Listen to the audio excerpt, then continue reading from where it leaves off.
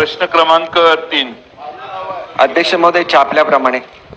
अध्यक्ष महोदय, या प्रश्नाच्या उत्तरामध्ये किती मुलं शाळाबाह्य झालेली आहेत याचा आकडा दिलेला आहे. अध्यक्ष महोदय, अलीकडेच सरकारने 20 पटसंख्या पूर्ण न करणाऱ्या ज्या शाळा आहेत त्या शाळा बंद करण्याचं धोरण वर्तमानपत्रात आले. तुम्ही नाही म्हणताय पण आज पेपरमध्ये आले. आणि कल्पना अशी आहे की त्या लांब लांबच्या शाळा बंद करायच्या आणि बसेस देऊन किंवा बसमधून त्या केंद्रीय शाळेत आणायच्या, अशी कल्पना वर्तमानपत्रात आम्ही वाचलेली आहे. अध्यक्ष महोदय, आजच एवढी शाळाबाह्य मुलं आहेत, ही गंभीर आहे. आणि हा सर्वेक्षण किती कटाक्षानं झाले हा पुढचाच प्रश्न आहे. म्हणजे रेकॉर्डला सापडलेली एवढी मुलं असतील तर कदाचित हा आकडा काही हजार, 10,000, 15,000 असू शकतो. पण सर्वेक्षण केले हा आकडा आहे, आपण त्याच्यावर विश्वास ठेवू. पण मूळ मुद्दा की सरकारचं सध्याचं धोरण जे आहे ते शाळा, लहान शाळा, छोट्या शाळा म्हणजे 20 पेक्षा कमी पटसंख्या असणाऱ्या शाळा, एक शिक्षकी शाळा या बंद करायच्या, डोंगरातल्या अतिदुर्गम भागातल्या शाळा बंद करायच्या आणि त्यांना बसेस पुरवायच्या, गाड्या पुरवायच्या आणि मुलं केंद्रीय शाळेत आणायची. असं जर धोरण राज्य सरकारचं असेल, जे केंद्राकडून गाईडने आलेलं आहे की नाही मला माहित नाही, तर अध्यक्ष महोदय शाळाबाह्य मुलांचं प्रमाण आणखीन वाढेल. त्यासाठी राज्य सरकारचा दृष्टिकोन, शाळाबाह्य मुलं हे कसं हँडल केलं, परत ती मुलं शाळेत घातली दिलंय तुम्ही. परंतु अध्यक्ष महोदय, पुढे येणारं संकट याच्यापेक्षा जास्त आहे. त्यासाठी सरकारचं धोरण काय आहे? अध्यक्ष महोदय, असं कुठलंही सरकारने धोरण स्वीकारलेलं नाहीये. सर्वसाधारणपणे केंद्राच्या स्तरावर एकतरी चांगली शाळा असावी, ज्याच्यामध्ये क्रिकेट खेळाचं ग्राउंड असावं, इतर सुविधा असाव्या. एकाच वेळेला सर्व यांना देणं शक्य नाही. आणि त्या शाळेमध्ये जर कुठे विद्यार्थ्यांना जायचं असेल तर त्यांची सोय करणं इतपत हे मर्यादित आहे. मी आपल्या नम्रपणे निदर्शनाला आणून देऊ इच्छितो की आता प्री प्रायमरी ही कन्सेप्ट नवीन शैक्षणिक धोरणामध्ये आलेली आहे. त्याच्यामुळे जिथं अंगणवाडी आहे तिथं बालवाटिका म्हणजे ज्युनियर केजी, सिनियर केजी हे होणार आहेत. आणि त्याचं आम्ही नवीन धोरण सुद्धा अस्तित्वात आणतोय. त्याच्यामुळे कुठल्याही शाळा बंद होणार नाहीत. उलट अशा शाळांची संख्या वाढणार आहे, कारण हे 3 वर्ग त्याच्यामध्ये ऍड होत आहेत. पूर्वी nursery, junior KG, senior KG ज्याला इंग्रजीमध्ये म्हणतात, अशा तऱ्हेची व्यवस्था अस्तित्वात नव्हती. ती व्यवस्था येत्या शैक्षणिक वर्षापासून आम्ही आणतोय आणि त्याच्यामुळे कुठल्याही शाळांची संख्या कमी होणार नाही, कदाचित थोडीफार वाढू शकेल, कारण अंगणवाडीची संख्या ही शाळांपेक्षा कमी जास्त आहे. आशिष शेलारजी. अध्यक्ष महोदय, हा अतिशय गंभीर प्रश्न आहे. मी पाटील साहेबांचा धन्यवाद व्यक्त करतो की त्यांनी याला न्याय देण्यासाठी धोरणाची मागणी केली. अध्यक्ष महोदय, आपण जर उत्तरात वाचलं तर लक्षात येईल की 3 ते 18 वयोगटातील नानासाहेब केवळ 15 दिवस सर्वेक्षण केलंय. म्हणजे 15 दिवसाच्या सर्वेक्षणामध्ये या ठिकाणी 3114 बालके राज्यभरात शाळाबाहेर सापडली. अध्यक्ष महोदय, खरं तर संपूर्ण राज्याला मिळूनच एक न्याय लागला पाहिजे. मी त्याच्यामध्ये काही तफावत दुजाभाव करत नाही. पण मुंबई सारख्या शहरामध्ये सुद्धा अध्यक्ष महोदय 356 बालके शाळाबाह्य आढळून आले आणि मग त्यांना नंतर शाळेत टाकण्यात आलं. अध्यक्ष महोदय, मुंबईमध्ये शाळा विषयाच्या बाबतीमध्ये, एज्युकेशन या विषयाच्या बाबतीत, शिक्षण विषयाच्या बाबतीमध्ये मुंबई महानगरपालिका काम करते. अध्यक्ष महोदय, मुंबई महानगरपालिकेच्या या शाळांच्या आणि व्यवस्थांची प्रायव्हेट सोडून वर्षात आहे आपली एवढी व्यवस्था आहे की मुंबईचं बजेट एज्युकेशनचं 3,347 कोटी आहे. 3,347 कोटी रुपये मुंबई महानगरपालिकेचं बजेट आहे. अध्यक्ष महोदय, एका विद्यार्थ्यावर खर्च करतो किती माहिती आपण अध्यक्ष महोदय? एका विद्यार्थ्यावर 1,02,000 रुपये खर्च करतो. आणि त्यामुळे अध्यक्ष महोदय 1,02,000 रुपये खर्च करून सुद्धा राज्य म्हणून ज्या वेळेला उत्तर शिक्षण विभागाचं येतं त्यावेळेला प्रायव्हेट स्कूलपेक्षा जास्त खर्च होऊन सुद्धा आपल्याकडे अध्यक्ष महोदय 356 मुलंही शाळाबाह्य त्या ठिकाणी दिसत आहेत. अध्यक्ष महोदय, कुठेतरी मूलभूत प्रश्न निर्माण झालाय. मुंबई पब्लिक स्कूल 14 आपण सुरू केली. NEP-ने सांगितलं की 30 शिक्षकांच्या मागे 30 विद्यार्थ्यांच्या मागे एक शिक्षक असला पाहिजे. मुंबईमध्ये 42 विद्यार्थ्यांच्या मागे एक शिक्षक आहे. म्हणजे NEP-च्या त्या निर्णयाला सुद्धा थड लागलेला आहे. अध्यक्ष महोदय, मराठी शाळा बंद होत आहेत, मराठी विद्यार्थ्यांची संख्या ड्रॉप होते, शाळा कोविडमध्ये बंद होत्या, पण त्यांच्या साफसफाईला 150 करोड रुपये गेले. अध्यक्ष महोदय, प्री प्रायमरी स्कूलमध्ये वाढ होते, 8वी 10वीच्या विद्यार्थ्यांमध्ये वाढ होते, प्रायमरीला कमी होते. हा सगळाच एकंदरीत प्रश्न अध्यक्ष महोदय गंभीर आहे. आणि म्हणून माझी विनंती राहील, मला याचं माहिती आहे की नगर विकासकडे पण हा विषय जाईल, माननीय मुख्यमंत्री महोदय पण इथे आहेत, पण एकंदरीत मुंबईतले 356 विद्यार्थी शाळाबाहेर सापडले, त्यांना तुम्ही टाकले, मग 3,317 कोटी रुपये जातात कसे? आणि म्हणून या विषयावर एक बैठक आपण घेणार का? या विषयाची संपूर्ण माहिती आपण घेणार का मुंबई महापालिकेकडून? आणि आवश्यकता वाटली तर त्याची चौकशी करणार का? होय अध्यक्ष महाराज. नानाभाऊ बोला त्यांच्या. अध्यक्ष महाराज, हा फारच विषय गंभीर आहे. अध्यक्ष महाराज, शिक्षणाचा पायाच खऱ्या अर्थानं महाराष्ट्रामध्ये सावित्रीबाई फुले आणि महात्मा ज्योतिबा फुलेंनी रोवला आणि पूर्ण देशात त्याचा व्याप्ती वाढली. मुली शाळा बाहेर राहणं हे महाराष्ट्रासारख्या राज्याला किती घातक आहे याचं आपल्याला उदाहरण. पण मूळ प्रश्नावर मी या ठिकाणी अध्यक्ष महाराज येतो की आज जवळपास 1.25 लाखच्या वर शिक्षक पदं खाली आहेत. आणि ही पदं खाली असताना आता एक व्हिडिओ व्हायरल झाला होता मंत्री महोदय आपला, आपण कुठल्या जाहिराती काढल्या नाहीत, आम्हाला शिक्षक भरती करायची आहे, तुम्ही कुठली परीक्षा घेतली आहे आणि त्या परीक्षेमध्ये जे काही पोरं पास झाले, आम्ही याच्यापेक्षा कधीच भरती एवढी मोठी झाली नाही. ते फक्त परीक्षा कशासाठी घेता, 1000 रुपये त्यांना ऑनलाईन घ्यायसाठी का करता काय त्याला कळायला कारण नाही आम्हाला लोकांना. त्याचं उत्तर आपल्याला द्यावं लागेल. शाळेमध्ये शिक्षकच नसतील तर पोरं शिकणार कशाच्या आधार? भिंतीचा आधार घेतील? मूळ प्रश्नावर आपण आलाच पाहिजे. आज अनेक जिल्हा परिषदेच्या शाळा ओसाड पडलेल्या आहेत आणि जेव्हा शाळाच ओसाड पडलेल्या आहेत तर तिथं शाळा बाह्य हे 15 दिवसाचा अहवाल आहे तुमचा. आज तुम्ही फक्त 15 दिवसाचा तुम्ही आज समजा महाराष्ट्रामध्ये याला वेळ देऊन अगर तुम्ही हे सर्वेक्षण केलं, हजारो मुलं मुली तुम्हाला शाळा बाह्य मिळणार आहे. आणि म्हणून हा गंभीर प्रश्न अध्यक्ष महाराज, या प्रश्नाला या ठिकाणी आम्ही, कारण की या सभागृहामध्ये मी पाहतोय साहेब अध्यक्ष महोदय, सरकार आल्यापासून नुसतं आश्वासनाची खैरात आहे. आश्वासन समितीच नाही आपली, त्याच्यामुळे या आश्वासनाला काही आपल्याला अर्थच नाही. आणि यावेळेस आम्हाला स्पेसिफिक उत्तर पाहिजे. तुम्ही बाहेर एक बोलता आणि सभागृहात एक बोलता. तुम्ही शाळा नाही आशिष बरोबर आहे, त्यांचं पेपरला केसरकर साहेबांच्या खूप बातम्या राहतात म्हणून तेच पाहतो. तुम्ही बाहेर आणि सभागृहात वेगळं बोलता. त्याच्यामुळे नेमकं काय शिक्षण धोरण महाराष्ट्रातलं आहे आणि शिक्षकांची पदं किती दिवसात आपण भरणार आहात आणि ह्या शाळा, कारण की तुम्ही वर्ष वाया घालतायत, मुलांचं आयुष्य बर्बाद करता आहात. त्यामुळे शिक्षकांची पदं आणि शाळा अद्ययावत करण्याच्या बाबतची शासनाचं नेमकं धोरण काय हे आम्हाला सांगावं. अध्यक्ष महोदय, आता 15 मिनिटं झाली हा प्रश्न. अध्यक्ष महोदय, मला त्यांचं थोरात उत्तर. साहेबांनंतर थांबूया, थोरात साहेबांना मग थांबूया. अध्यक्ष महोदय, आपण संरक्षण द्यावं अशी विनंती आहे, कारण बोला आपण, बोला, मी ऐकतोय, बोला आपण. महत्वाचा प्रश्न नाना आपण देऊ की त्यांना? उपस्थित तुम्ही केलेला आहे. मी आपल्याला सांगू इच्छितो की आपण एका क्लिप बद्दल बोलला, त्यावेळेला मी मुलाखत देत होतो मीडियावर, आणि मीडियावर मुलाखत देत असताना मध्ये कोण बदलं तरी मी तेवढ्यापुरतं उत्तर दिलेलं होतं आणि थांबायला सांगितलं. शेवटी आपली मुलाखत चालू असते, मध्येच येऊन कोण बोलू शकत नाही. आणि बोललं तर ज्यांना शिक्षक व्हायचं आहे त्यांनी तर ती शिस्त पाळली पाहिजे असं मी सांगितलं, कारण हे सांगणं आवश्यक आहे, कारण उद्याची पिढी आपल्याला घडवायची आहे. आपण जे विचारलं की शिक्षकांच्या भरतीचं काम, सगळ्यांच्या मुलाखती म्हणजे परीक्षा झालेल्या आहेत आणि याच्यामध्ये कोर्टाचा, मला 1 मिनिट मला उत्तर देऊ द्या, मला संरक्षण द्या, की कोर्टाचा त्याला मध्यंतरी स्टे होता.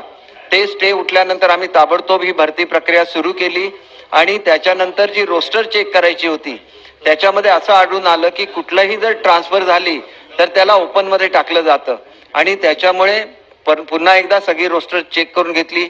ओपनच्या जागा ओपन आणि रिझर्वेशनच्या जागा रिझर्वेशन, असं व्यवस्थित महाराष्ट्रामध्ये करून आता भरती सुरू झालेली आहे आणि याचं शेड्यूलचा लावलेला आहे. त्याप्रमाणे जिल्हा परिषदांनी आपल्या जाहिराती दिलेल्या आहेत आणि जिल्हा परिषदेची प्रोसिजर पूर्ण झाल्यानंतर ज्यांना आपण ग्रँटेबल स्कूल म्हणतो त्या शाळांना सुद्धा या ठिकाणी भरती दिली जाईल. आणि त्याच्यामुळे आपण जे म्हटलेलं आहे की शाळा बाह्य हे करण्यासाठी 15 दिवसात दरवर्षी 15 दिवसाची मुदत दिलेली असते आणि फार मोठी यंत्रणा आमच्याकडे आहे. प्रत्येक ठिकाणी टीचर्स आहेत आणि त्याच्यामुळे तेवढ्या पिरियडमध्ये तो सर्वे पूर्ण होतो. फक्त 3 जिल्ह्यांच्या संदर्भात मी निर्देश दिलेले आहेत. त्याच्यामध्ये एक पालघर आहे आणि दुसरा जो जिल्हा आहे त्याच्यामध्ये एक ठाणे आहे आणि तिसरा जो जिल्हा आहे तिथं बुलढाणा आहे. पण बुलढाण्याचं स्पेसिफिक प्रॉब्लेम असा आहे की तिथं असलेली मुलं ही 3 ते 5 या कॅटेगरीमधली आहेत. पालघरच्या संदर्भात मी स्वतः विशेष लक्ष घालण्याचं सांगितलेलं आहे आणि ह्या मुलांना आवश्यकता असेल घरी जाऊन शिकवा ही सुद्धा आदेश दिलेले आहेत. यशोमती ताई. महोदय, हा जो प्रश्न आहे तो अतिशय संवेदनशील प्रश्न आहे आणि या प्रश्नामध्ये 2 शब्द अतिशय महत्वाचे आहे. ते आहे शाळा बाह्य आणि दुसरा आहे स्थलांतरित. शाळा बाह्य आणि स्थलांतरित हे जर आपल्याला कंट्रोल करायचं असेल तर अर्बन डेव्हलपमेंट, एज्युकेशन आणि महिला व बाल हे 3 डिपार्टमेंटचं कोऑर्डिनेशन अतिशय गरजेचं आहे. अध्यक्ष महोदय, न्यू एज्युकेशन पॉलिसी बद्दल आपण बोलला. अध्यक्ष महोदय, एक मिनिट, थोडक्यातच प्रश्न करते. पण हे कोऑर्डिनेशन जोपर्यंत बरं सरकार हे कोऑर्डिनेशन करणार का, हा माझा एक पहिला प्रश्न आहे. दुसरं असं स्थलांतरित मुलांसाठी एक विशिष्ट ऍप मेळघाटमध्ये डेव्हलप केलं होतं मागच्या काळामध्ये. ते ऍप सरकारला देखील आम्ही सबमिट केलं होतं. त्या ऍपचा अजिबात उपयोग होत नाही आहे. जे शाळाबाह्य आणि स्थलांतरित मुलं असतात ते मुलं वीट भट्ट्यांवर आणि कुठेतरी भीक मागत असतात. त्याच्याकडे पण आपण लक्ष देत नाही आणि आपण म्हणतो की आपण शाळा चालवतो स्पेशल, त्या शाळा देखील चालत नाही ही वस्तुस्थिती आहे. आपण एकीकडे अध्यक्ष महोदय, आपण एकीकडे शिक्षक आहात असं म्हटलात पण दुसरीकडे शिक्षकांची एवढी कमी आहे. तुम्ही शिक्षकांची भरती आणि कधी कंप्लीट करणार आहात? ऍप स्थलांतरित मुलांसाठी ऍप तो कधीपर्यंत येणार आहे? शाळाबाह्य आणि स्थलांतरित मुलांना जर आपल्याला कॉन्सन्ट्रेट करायचं असेल तर अर्बन डेव्हलपमेंट, शिक्षक विभाग आणि महिला व बाल कल्याण विभाग याचं कोऑर्डिनेशन कधीपर्यंत करणार आहात? हे नाही झालं तर काही होऊ शकत नाही. अध्यक्ष महोदय, ही चांगली सूचना आहे. या विषयाचं ज्याला ब्रीफिंग अध्यक्ष महोदय ह्या विषयाचं ज्याला ब्रीफिंग घेत होतो त्याच वेळेला मी सूचना दिलेल्या आहेत की महिला बाल कल्याण बरोबर आपली मीटिंग ठेवा. कारण त्या ठिकाणी ज्या अंगणवाड्या आहेत या महिला बाल कल्याण खाली येतात. त्याच्यामुळे आपली सूचना योग्य, त्याची ऑलरेडी अंमलबजावणी करण्याच्या सूचना मी दिलेल्या आहेत. मंत्री महोदय, दुसरा प्रश्न असा आहे, मंत्री महोदय, मला वाटतं बऱ्याचशा सदस्यांना या विषयात त्यांचे प्रश्न आहेत. आपण त्याचबरोबर युडी आणि महिला बाल कल्याण या तिन्ही खात्यांच्या मंत्र्यांनी एकत्र बसून सदस्यांना घेऊन हे अधिवेशन संपण्यापूर्वी बैठक घेऊन समाधानकारक उत्तर द्यावी. होय होय अध्यक्ष महाराज. झालं ना? झालं. एक मिनिट, सागर साहेब काय देतो. मी सरकारचं अभिनंदन करतोय. याचा पुढे बोगस शाळा, बोगस शिक्षक आणि बोगस विद्यार्थी याचा सर्वे होत होता. ही पहिली सरकार आहे अध्यक्ष महोदय. या सरकारमध्ये रीतसर पद्धतीने भले का कमी दिवस होईना विद्यार्थी शाळेत काय येत नाही याचा सर्वे सरकारचा. नाही अध्यक्ष महोदय, प्रश्न आहेत माझे प्रश्न आहेत अध्यक्ष महोदय, प्रश्न आहेत ना, हे प्रश्न आहेत अध्यक्ष महोदय माझे. आणखीन लोकांचे विषय तपासून घ्या किती वेळ बोलले ते. माझा स्पेसिफिक 2 प्रश्न आहे अध्यक्ष महाराज, 2 प्रश्न आहेत. शाळेमध्ये विद्यार्थी न जाण्याचा कारण एक, सगळे कारण वेगवेगळे असू शकतात. एक कारण अध्यक्ष महोदय, सुनीलजी, हो मंत्री माजी मंत्री महोदय बोला, मी ऐकतोय, बोला तुम्ही. एक विषय अध्यक्ष महोदय, शाळांना अनुदान देत नाही आपण. स्पेसिफिक प्रश्न विचारा. स्पेसिफिक प्रश्न आहे विचारा अध्यक्ष महोदय. अनुदानी शाळा जिथपर्यंत वाढणार नाही तिथपर्यंत खाजगी शाळांमध्ये जाण्याला गरीब माणसाला परवडणार नाही आहेत. हे विद्यार्थी कुठल्याही श्रीमंत परिवाराचे नाही आहेत.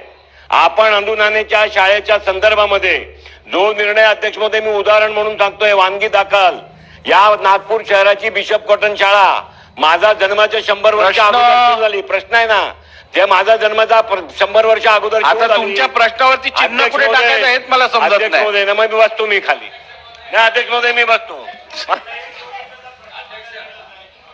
सभापती अध्यक्ष महोदय, हो दे, उत्तर तर घेऊया.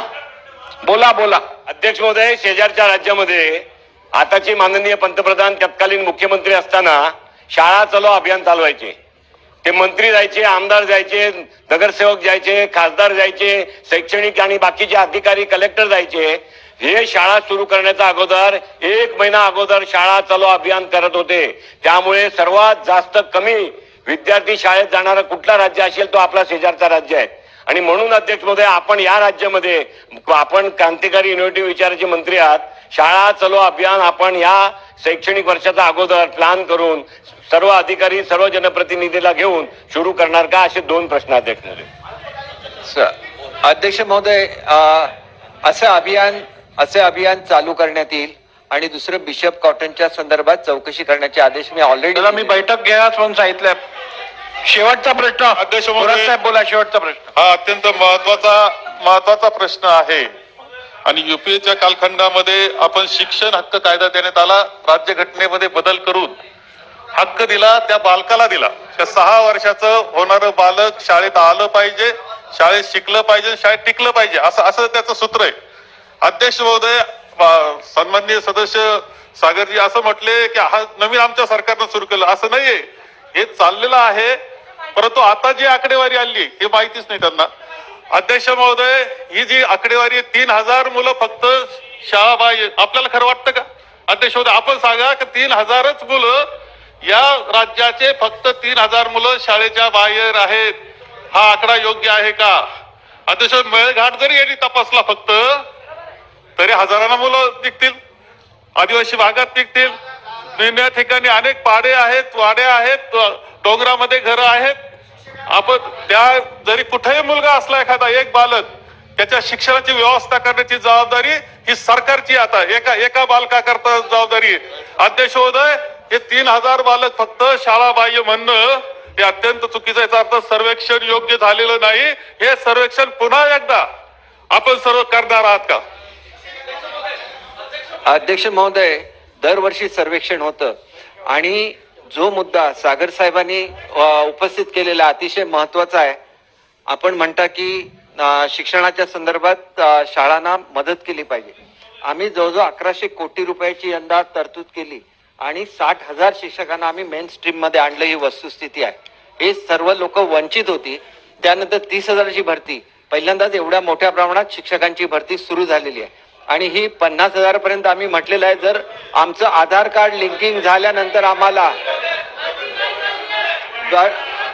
भरती ही प्रोसेस असते. अध्यक्ष महोदय, ही प्रोसेस असते. अध्यक्ष महोदय, मला आपण उत्तर दिल्यानंतर त्यांचं उत्तर झाल्यावर देतो. हो, पण पूर्ण होऊ दे उत्तर पूर्ण झाल्यावर. अहो, तुमची हरकत घ्या, पण उत्तर पूर्ण तर होऊ दे.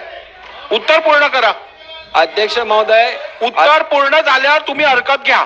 उत्तर पूर्ण करा. अध्यक्ष महोदय, पूर्ण तर घ्या उत्तर. अध्यक्ष महोदय, अहो, त्यांचं पूर्ण उत्तर आहे का? अध्यक्ष महोदय, भरती प्रक्रिया असते. त्या ठिकाणी आपल्याला रोस्टर चेक करायला लागतो. त्यानंतर शिक्षणाचा दर्जा वाढावा म्हणून पहिल्यांदाच या शासनाने ज्या सरसकट शिक्षकांच्या बदल्या होत होत्या त्या सुद्धा थांबवलेल्या आहेत. एकाच शाळेवर त्यांनी कॉन्सन्ट्रेशन करावं, क्वालिटी एज्युकेशन द्यावं, याच्यासाठी हा निर्णय घेत असताना जे सिनियर शिक्षक होते आणि जे कठीण भागामध्ये केले होते त्यांना सुद्धा आम्ही एका जागेवर आणलेलं आहे. आणि त्याच्यानंतर ही भरतीची प्रक्रिया पूर्ण होत असताना सगळ्या जिल्ह्यांचं रोस्टर आम्ही कंप्लीट करून घेतलेलं आहे. आणि मुलांना चॉईस द्यायला लागतो. तो चॉईस सुद्धा आता त्यांना प्रत्येक जिल्ह्याचा देण्याचा मार्ग त्यांचा मोकळा झालेला आहे. त्याच्यामुळे हे सगळं जर पेंडिंग असेल तर पेंडिंग केल्यानंतर कोणी कोर्टामध्ये गेलं असतं तर ही भरती थांबली असते. आम्ही अत्यंत चोख अशी व्यवस्था केलेली आहे. आणि हे केल्यानंतर भरती चालू आहे. तुम्ही साईटवर जाऊन बघा की त्यांचं जिल्ह्याची मागणी जरा मला पूर्ण करून द्या, कारण महत्वाचं उत्तर आहे. जिल्ह्याची माहिती दिल्यानंतर त्या उमेदवाराला चॉईस असतो की कुठल्या जिल्ह्यामध्ये जावं, कारण त्यांनी कायमस्वरूपी तिथं राहायचं आहे.